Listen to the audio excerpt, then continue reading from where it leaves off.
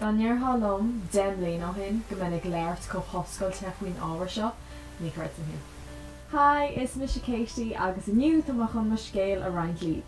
Siúlum go sé ionintach tábhachtach a bheith onric agus bheith macánta le Féin agus leis na daoine mór himpelairt, so bin a chúis a bhfuil nach an bartaíon a drom a bhríthir agus me Scéal a Roinneann Katie.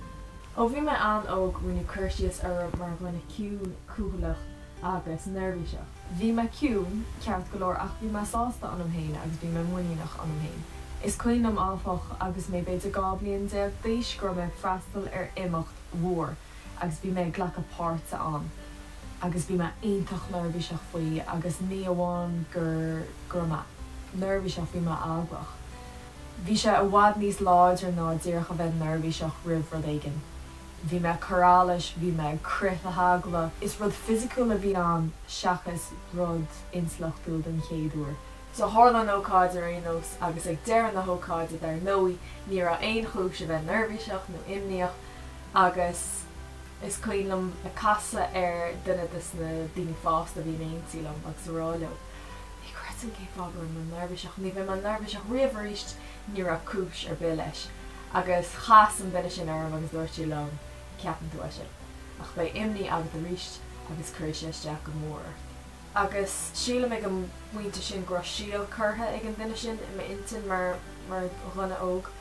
Dúinn imní seo agus mé níos óige bhí roinnt deacrochtaí agam gná rudí léithúla a dhéanamh ar nó scrúdathe stáit, a bheith ag leirt go peblií, a bheith ag etalt ar maléinnta siide, agus an sin a bheith i measc grúpaí mór daoine.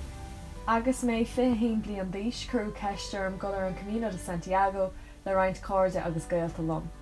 Bhí me imníoch bhí me bortha ach chéime nachteocha an deise níos riomh chluiche.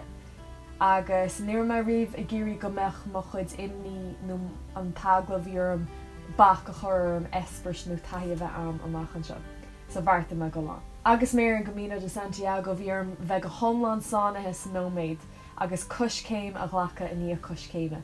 Ní an aon spás eile imime in cin le bheith ag smaoinú faoi imní nó rud a bheith mar sin. Is 3 bliana inis ó tháinig mé bháile ón Camino de Santiago agus níla marrá go bhfuil an furfa nó nach míach strachailte heile a bhálairt ina omláin is fear. Ach tá perspectíocht do bhád níos leithne agam agus tuiscint a bhád níos star agam ar an héin mar Roinneann agus ar mochad smaointí. Nuair bhíonn tú ag strachailt le himní deir an goth docroch sinna de intin nachholíonn smacht nó chócht agat agus go bhfuil tú leag mar Roinneann. An bailach an aimí leat an chócht sin áil arás go tain ná bheith onrach le Féin agus leis na daoine mór himpelairt. Ba bhrálam sa chéad fhí seán eile roinnt uirlisí agus technicí a roinnt libh a chairríonn lomsa agus mis go le lech le himní. So go dtíon chéad eile, slán!